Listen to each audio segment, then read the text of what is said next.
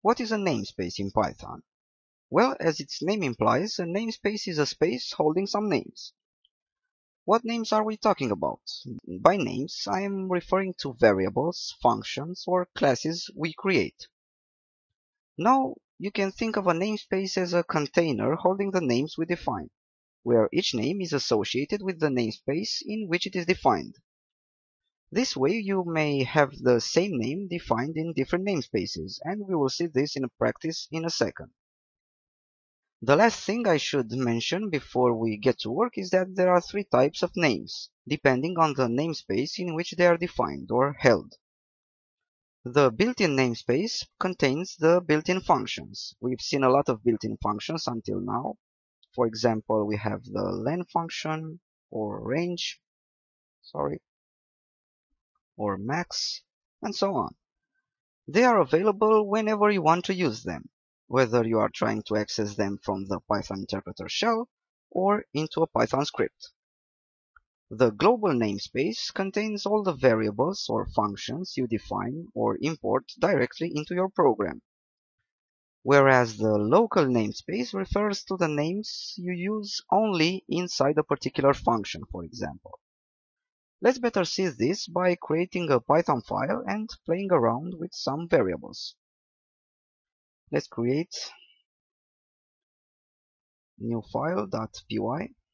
Okay. By the way, you should open another terminal shell. I think this will make your life a lot easier because we are going to edit the file in the first terminal and then run the file in the second. Now, let's get into the file. New file. I for insert. And let's use a name from the built-in namespace, just to prove that it is already available to you. So, print range of 10. Let's save it. And now let's run the file. Okay.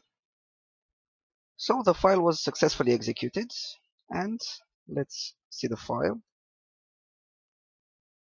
Notice that we didn't need to define the range function prior to using it because it is a built-in function and it belongs to the built-in namespace. Now let's get back into the file and try to use a non-built-in name. Okay, I for insert, let's delete the range of 10 and let's say print myvar and save the file. Now let's run it. Okay, as soon as we run it, we get an error saying that the name myvar is not defined. This is because myvar is neither part of the built-in namespace nor defined within the file, so Python doesn't know where to get it when trying to print its value. Now let's get back into the file and create the variable by assigning it a value. So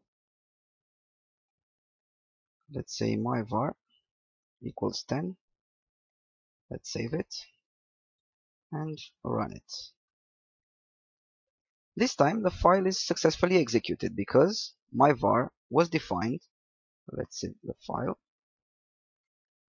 Myvar was defined before the print statement. We can say that we created myvar in the global namespace of our program. So now myvar is a global variable.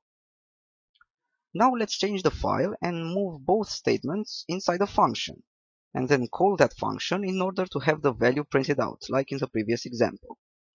So let's define def myvarfunc without any parameters, and let's indent both statements to make them part of the function. So okay, also let's call the function, so myvarfunc,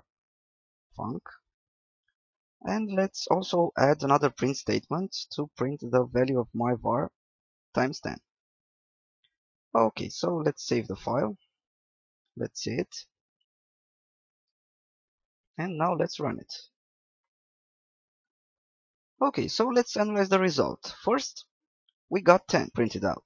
That's because inside the function, we first created myvar and then used it in the print statement.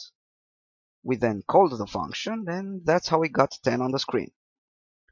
But wait, shouldn't the final print statement return the value of 10 times 10, so 100?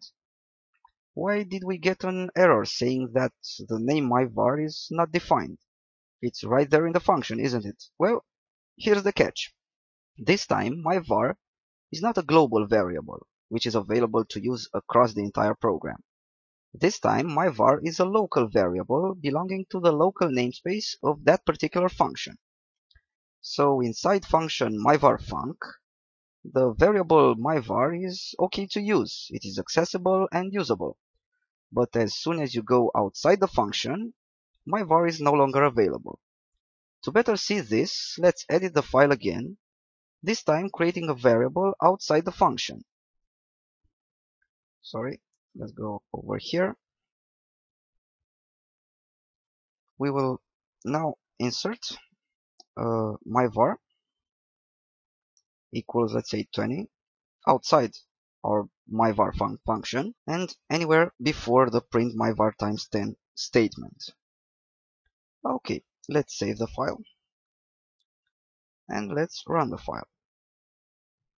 This time we got the same value 10 as before by calling the function over here, and then the value 200 by printing the global variable myvar. Let's see the updated file. Okay, so by printing the global variable myvar equals 20 times 10. Makes sense, right?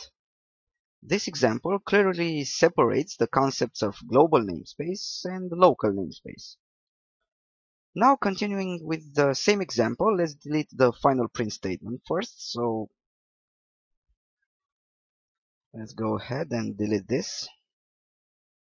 Okay, let's also delete this. And let's switch the two statements inside the function. So instead of having myvar equals 10 over here, we will insert it somewhere over here. So myvar equals 10, and also outside the function we will define myvar again equals 20. Okay, I think this should do it. Let's save it, and now let's run the file. Okay, this time we got a different error saying that the local variable myvar was referenced before assignment. That's because Python reads the code lines in order. So if you first use the myvar variable in a statement, let's see the file again. So if you first use the variable in a statement and then create that variable, Python will be unaware that you created it when it tries to execute that statement. So when you call the function over here, Python will return the unbound local error. So this is why you should be careful when you create variables and when you decide to reference them. This rule is valid both in the global and in the local namespaces. Now let me show you how to use a global variable inside the local namespace of a function. By keeping this code as it is, we will get the same error each time we run the file. But what if you decide to use the global myvar variable inside the function? To do that, you need to use the global keyword to, let's say, import a global variable to a local namespace. So this is how you can do it. Inside the function, let me edit the file one more time. I for insert. So inside the function, before any other statement that refers to the global variable you want to use, you just type global and the name of the global variable you want to import. So myvar. Now let's run the file.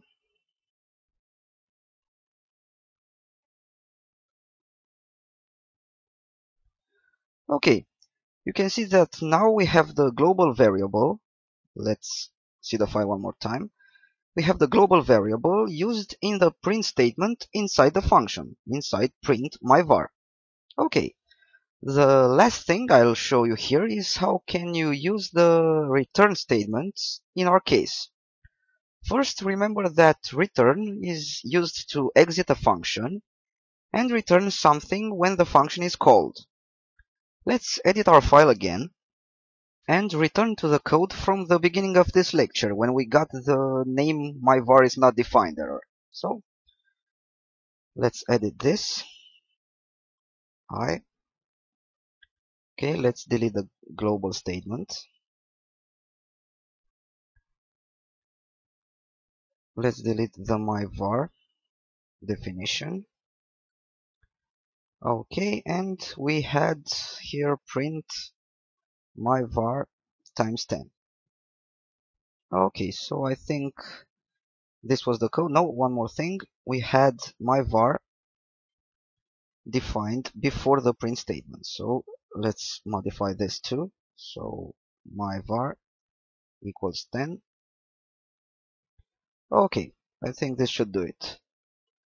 Now let's add a return my var statement at the end of the function and then run the file. So return my underscore var. Let's save the file and now let's run it. Notice that we still get the 10 returned by the function call over here. Let's see the file. Okay, so we still got the 10 from myvarfunc over here. But we are unable to use the myvar variable further into the program in order to have that variable available outside the function. Now you can make use of the return statement we defined and store the value returned by the function in a new variable outside the function. Then you can use the new variable in the final print statement. Let me show you what I mean.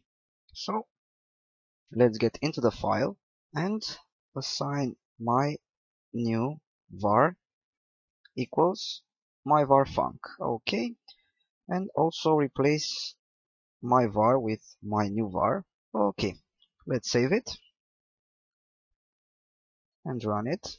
Okay, now we get the 10 from the print statement inside the function and from the function call itself, and then 100 from the print statement at the end of the file.